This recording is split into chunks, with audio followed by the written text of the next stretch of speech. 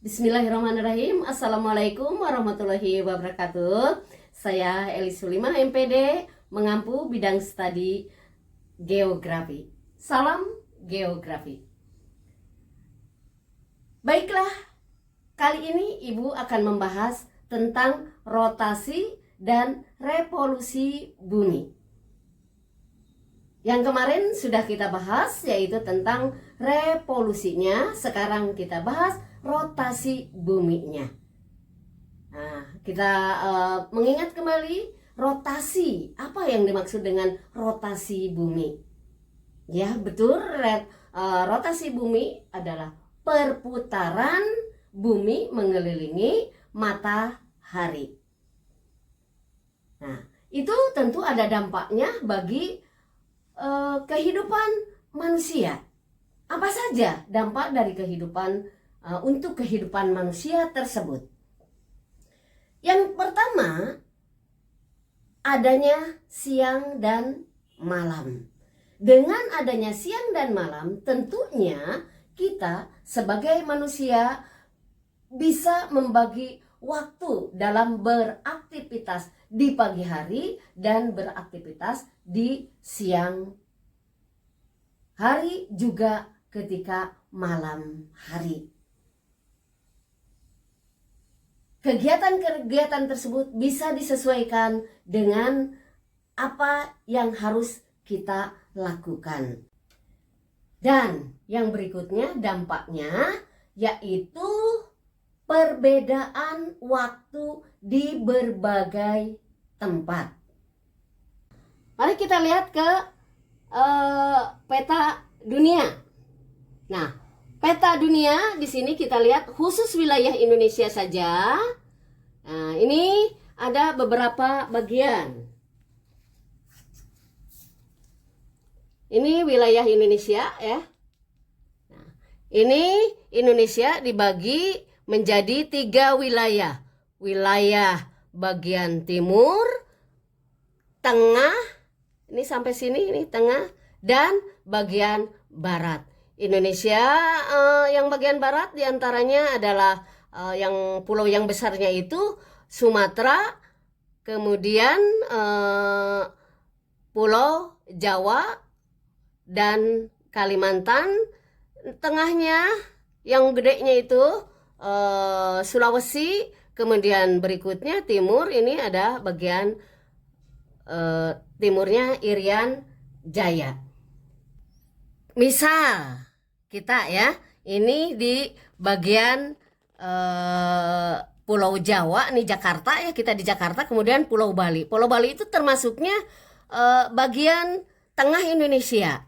Jadi kalau seandainya di Bali ini matahari, nih Bali ya, Bali ini matahari telah terbit di bagian tengah, maka 1 jam berikutnya baru terbit di Pulau Jawa.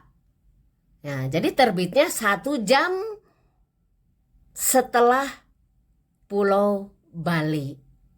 Itu untuk masalah perbedaan waktu. Nah, nanti kita akan bahas lagi tentang perbedaan waktu yang ada di di permukaan bumi ini. Tapi ini contoh hanya Indonesia aja dulu.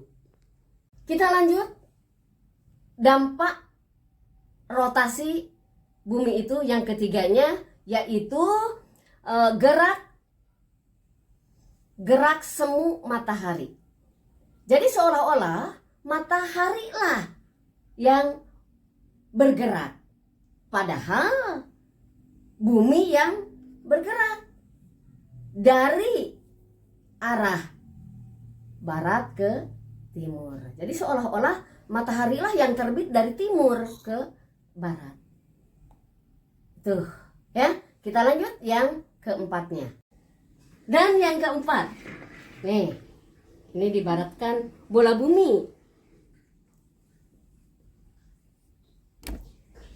Nah, bola ini yang keempatnya itu adalah perbedaan percepatan gravitasi di permukaan bumi. Jadi selama proses terbentuknya bumi, mulai dari fase pembentukan gas, kemudian menjadi bahan pijar sehingga akhirnya menjadi padat. Bumi terus berotasi pada porosnya. Hal tersebut menyebabkan pengembungan di bagian khatulistiwa dan penampakan di kedua kutub bumi. Oleh karena jari-jari bumi di daerah kutub lebih kecil daripada jari-jari di daerah khatulistiwa. Maka percepatan gravitasi di daerah kutub lebih besar daripada di daerah khatulistiwa. Nah, itu empat dampak dari rotasi bumi. Nah, pembahasan kali ini dicukupkan dulu. Nanti kita bahas bagian-bagian yang lainnya tentang permukaan bumi. Ibu tutup. Wassalamualaikum warahmatullahi wabarakatuh.